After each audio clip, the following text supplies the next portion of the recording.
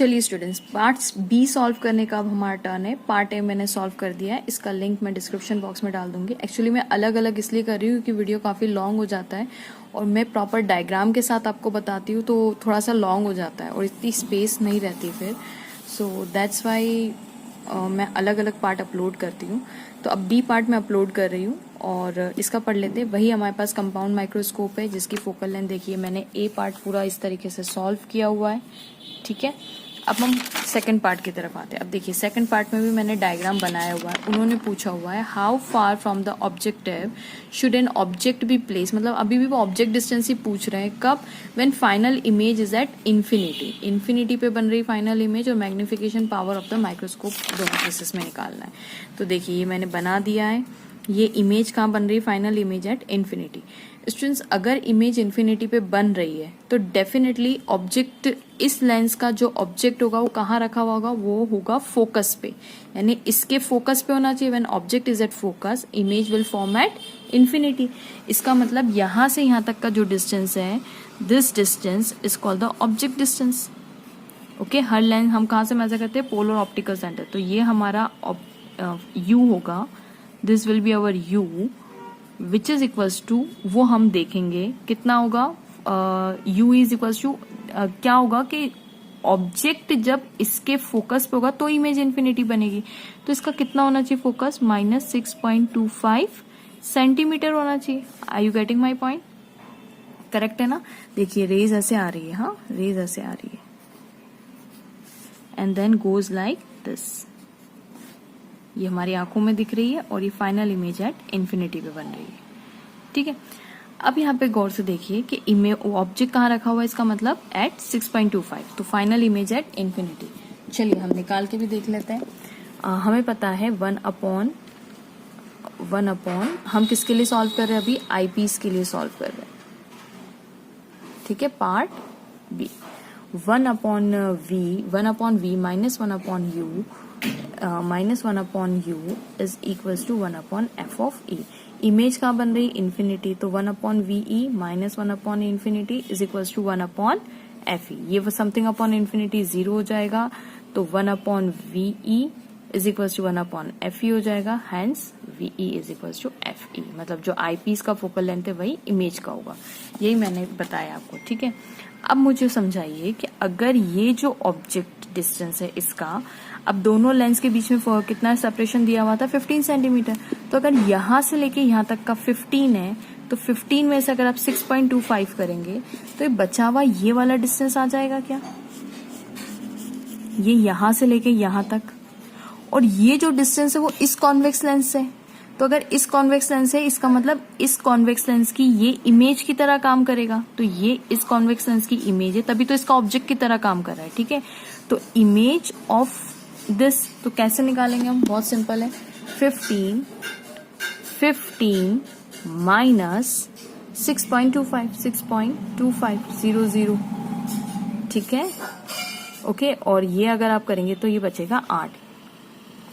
Okay, और plus का बचेगा। ठीक है, क्योंकि यहां से लेके यहां तक 15 है और इसमें से ये माइनस किया, देन अच्छा ये एरो नेगेटिव है, इसका लाइट जो है वो इस डायरेक्शन से आ रही है। ठीक है, लाइट की डायरेक्शन ये है, तो हमारा यू ऑफ कोर्स नेगेटिव ही निकलना चाहिए। अच्छा, वी नॉट कैसा निकला मेरा?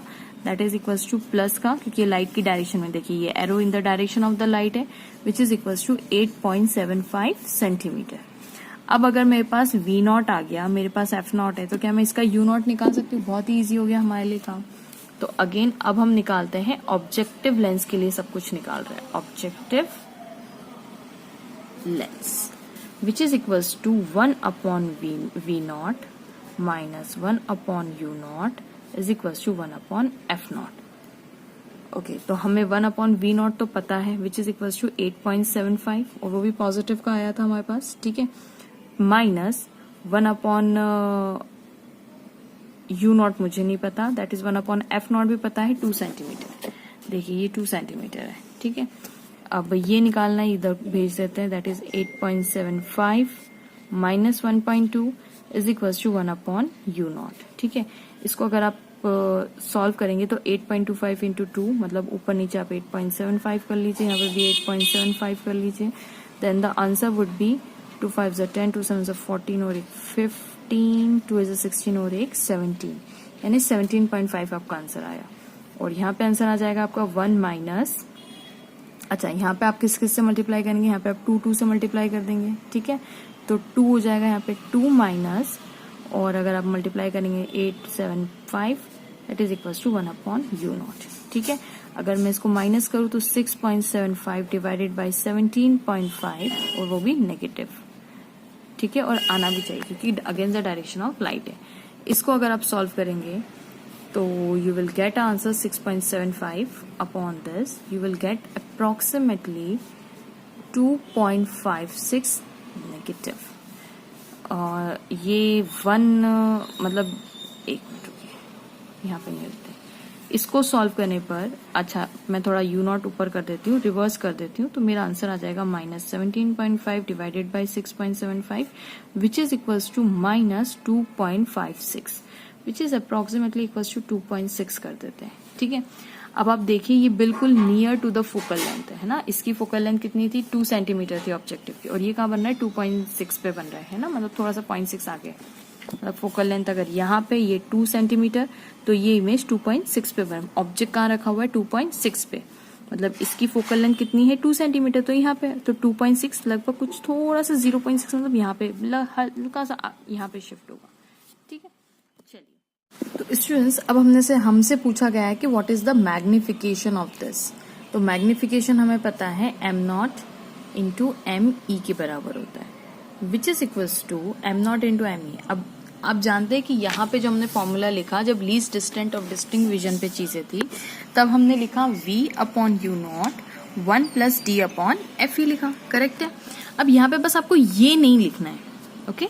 डेरिवेशन आप लोगों ने सॉल्व जरूर किए होंगे, तो हम यहाँ पे फाइनल बात कर लेते हैं। देन v0 अपॉन u0, ये मॉड में क्योंकि we are taking just positive sign, d upon fe। What is D? D is the least distant of distinct vision. Okay, least distant of distinct vision. अब यहाँ पे V0 की value हमारे पास थी students, V0 देखिए यहाँ इसी पिक्चर में देख लेते हैं। V0 कितना था 8.75, U0 हमारा कितना निकला, U0 मतलब यहाँ से लेके यहाँ तक, ये मेरा क्या है U0 है, और U0 की वैल्यू मेरे पास कितनी आई, that is equals to minus of 2.6 approximately, ठीक है। तो V0 U0 भी है, FE 6.25 है, और least distant of distinct vision 25 centimetre होता है। तो सारी values will put up over here, 8.75 V0 की वैल्यू, U0 की value minus of 2.6 into 25 centimetre least distant of distinct vision, और FE की वैल्यू 6.25। इसको बाहर निकालेंगे तो 8.75 डिवाइडेड बाई 2.6 इंटू 25 बाई 6.25।